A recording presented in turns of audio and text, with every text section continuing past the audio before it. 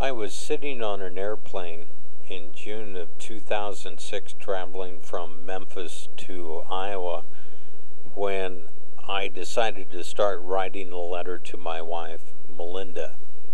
It was a tough letter to write. I couldn't give it to her, had no place to send it because I was traveling to Iowa to attend Melinda's funeral. She had committed suicide on June 2nd of 2006. And beyond telling her again how much I loved her and telling her how much I missed her, I thought I wanted to tell her how much her death has affected my life and will affect my life for as long as I am living here. I'll admit that in the minutes, hours, and days after Melinda's death, I was ready to raise that white flag. Life wasn't fun anymore. The only thing I wanted to do was join her, and I tried twice. But looking back on her now, I realized that my heart wasn't into it. And after Melinda's death, I began to lean on my faith in God to keep me alive. And now I see that God made sure that my heart was not into suicide, my suicide. And I never thought I would live to see 2007, but now it's late 2009 and I'm still alive, so I must be doing something right. When I started finishing the letter that I was writing on the airplane, I sat down at my computer. I had about 80,000 words written by the time I typed the end on October 8th of 2008, and that was Melinda's birthday. I thought maybe I could get it published.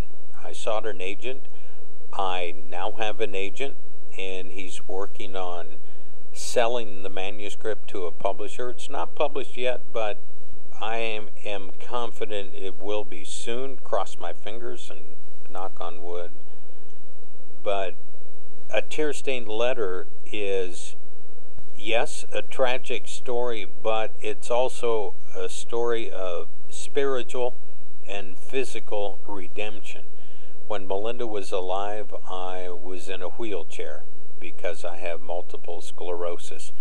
6 months after she died, I started walking again because a new drug for MS came out on the market after she died.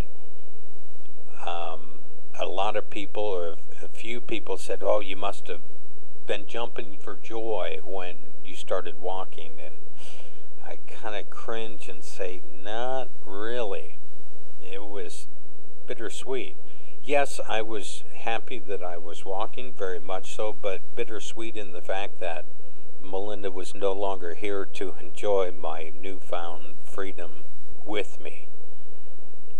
But the same way in writing my book, I can't send it to her, but I know she was reading every word and looking over my shoulder, so I know she read the book. So my only goal has been achieved, and I know she is watching me walk as I walk 2 miles every day. And I know where she's at now. I know she's in heaven. I'm confident of that. In studying the Bible, look at the words and study them. And I walk away knowing that I will see Melinda in heaven when I eventually drift off to sleep and leave this world.